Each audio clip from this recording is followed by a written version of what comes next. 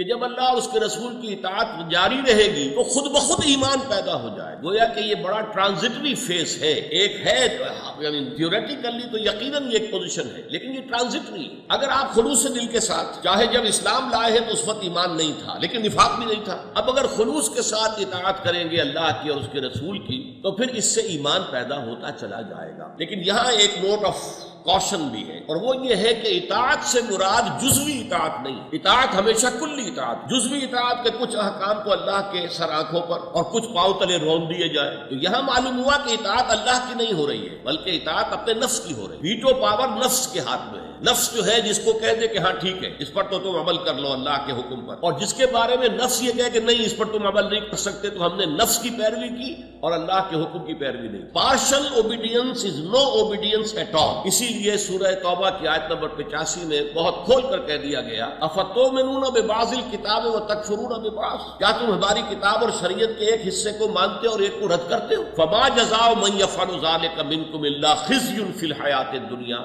تو جو کوئی بھی تم میں سے یہ طرز عمل اختیار کرے گا ان کی کوئی سزا اس کے سوا نہیں ہے کہ دنیا کی زندگی میں رسوا کر دیے جائیں، ذلیل اور خوار کر دیے جائیں. ویوم القیامت یردون الی اشد العذاب. اور قیامت کے دن وہ شدید ترین عذاب میں جھونک دیے جائیں. وما اللہ بغافل عما تعملون. اللہ تمہارے اعمال سے غافل نہیں ہے. تم اپنی لمبی لمبی داڑھیوں سے اللہ کو دھوکہ نہیں دے سکتے. تم اپنے سالانہ جو ہے عمروں سے اور حجوں سے اللہ تعالیٰ کو دھوکہ نہیں دے سکتے. اگر تمہارے کاروبار سود پر چل رہے ہیں، اگر تمہارے کاروبار میں دھوکہ ہے، فریب ہے، اگر یہ چیزیں شامل ہیں، تمہاری آمدنی حرام کی ہے، تو ان چیزوں سے اللہ دھوکہ نہیں کھائے. تو یہ بات نوٹ کرنے کی ہے کہ اطاعت جو ہے وہ کلی اطاعت ہے، جزوی اطاعت.